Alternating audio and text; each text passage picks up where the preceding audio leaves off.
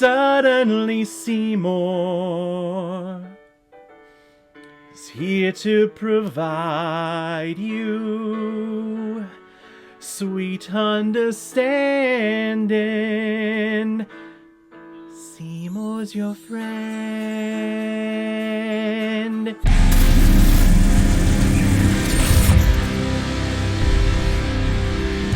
Little Shop of Horrors, released in 1986 and is directed by Frank Oz, who's the master of putting himself inside puppets, and is also behind such films like The Dark Crystal, The Muppets Take Manhattan, Dirty Rotten Scoundrels, What About Bob, and Bowfinger. And this film is starring probably one of the greatest actor human beings on this planet, Rick Moranis, Ellen Greene, Vincent Gardenia, Steve Martin, James Belushi, John Candy, Christopher Guest, and you gotta shoehorn Bill Murray in there. And the reason why we're talking about Little Shop of Horrors today is because it was a PayPal recommendation and donation from a big contributor and supporter of this channel, Jeff Fry. Thank you very much for this recommendation. A musical that I would say has been done by every theatrical company in the world, I would say. On my letterbox, I called this movie the most accessible musical of all time because the size of the musical, the score,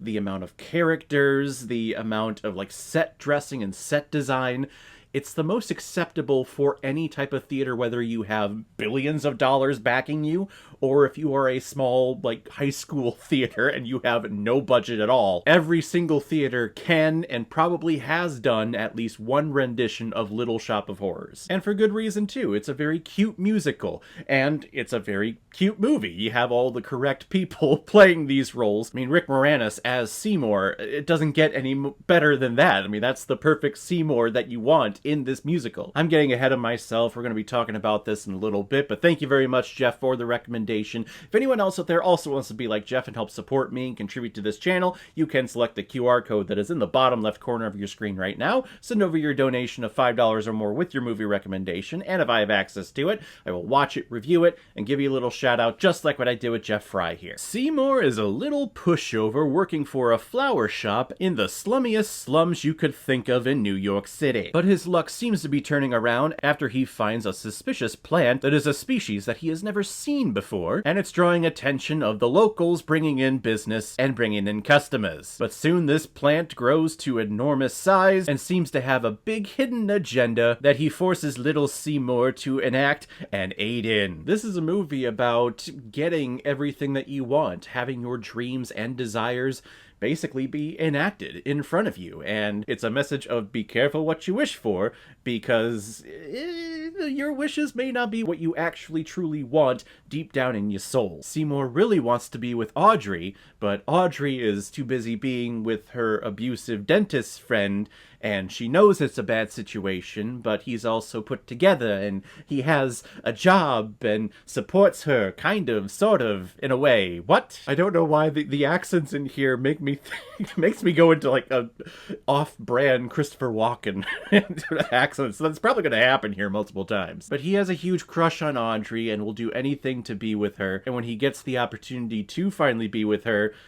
to feed this dentist asshole to the plant, I mean, he takes it. Yes, he has a couple of reservations, but he also sees how terrible he's being to Audrey, and Audrey is like his North Star. That's his Roman Empire, as the kids say nowadays. So Audrey is his main goal in life, and he is willing to do anything to get her, and that includes killing people. Now, growing up, I've seen multiple renditions of this play being enacted.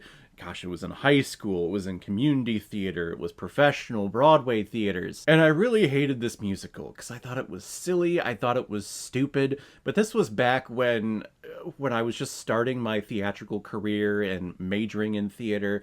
And back then, everyone's like, well, you have to like quality theater, all of this silly nonsense fluff shit. You don't want to like that because that's not true artistry. And I wish I had a time machine so that I can go back and tell my younger self learning about theater for the first time to say, hey, if you like something, don't let any other people tell you how to feel about things. And if something's fun and goofy and seems stupid, but you're having a great time, then it's good. It's good theater because it's entertaining you. And that's how I felt about watching this rendition for this review here at my older age. It's silly, it's campy, it's ridiculous. It breaks the fourth wall constantly because it knows how silly and stupid it is. But in all of that, it's joyful and it's lovable and it's fun. This movie and this musical is just a perfect example of, hey, turn your brain off. You're going to the theater. You're going to watch a movie. This stuff isn't real. We're going to pretend and to have fun for a couple of hours. Shut your brain off and just access that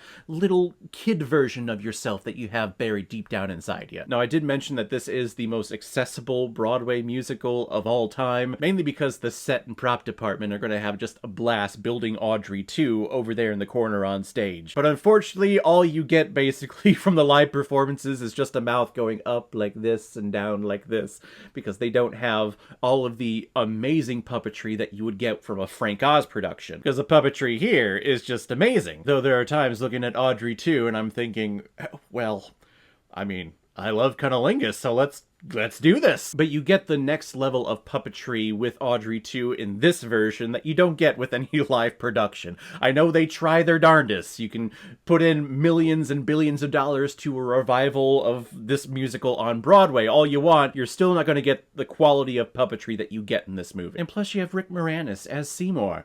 Like I was saying before, he's one of the best actor people on this planet. He retired from acting in the early 90s when his wife passed away, and we really haven't seen him since. He's done a couple of like voice-over and voice acting gigs with small-time movies since then, but really ever since he has not stepped in front of a camera, which is a shame because I think he is a brilliant actor who knows the type of character that he's gonna be cast in, and he knows comedy, he has great comedic timing, but he has great morals, and the fact that he stepped away from acting because of the situation to take care of his kids, that's inspiring, and that is a beautiful thing that the majority of actors in Hollywood would never do because they love the limelight. They love the spotlight on them at all times. So Rick Moranis, Seymour, he's perfect in this role, and he's a perfect human being. I love that guy. Now, this was around the time where we were getting all of those classic 80s hits with really the revolving cast of cameos that we get in here. Steve Martin, Bill Murray, John Candy all show up in here. And a lot of their dialogue, a lot of their scenes don't actually happen in the Broadway musical. Steve Martin, the dentist, yes, but Bill Murray, he just shows up here and he's a sadist. He loves having his teeth pulled and he loves pain. He's just basically getting off in the dentist chair, and Steve Martin is getting all angry at him. But I totally forgot that he shows up in this movie and basically steals the show for the majority of the time. Little Shop of Horrors is a delightful musical. Is it silly? Is it stupid? Is it simple? Oh yes. Oh god yes. But you know, sometimes you want that simplicity in your life to just sit back, relax. Here's some great songs that are very, very catchy. I can't get Suddenly Seymour out of my head ever since watching this movie. And it's just a delightful time watching this. I'm gonna give Little Shop of Horrors 4 out of 5 Blu-rays. I like it a lot. So guys, if you've seen Little Shop of Horrors, what did you think about it? Or if you've never seen it before and you stumbled across it because of this video, then comment below and let me know what you thought about it. And as always, if you like what you see here, if you like my take on movies, then hit the subscribe button and make sure you hit that bell. See you the next time I release my next movie review. So guys, I will see you next time on the channel, but in the meantime, be well, be good to each other, and go watch a movie. Take care, guys.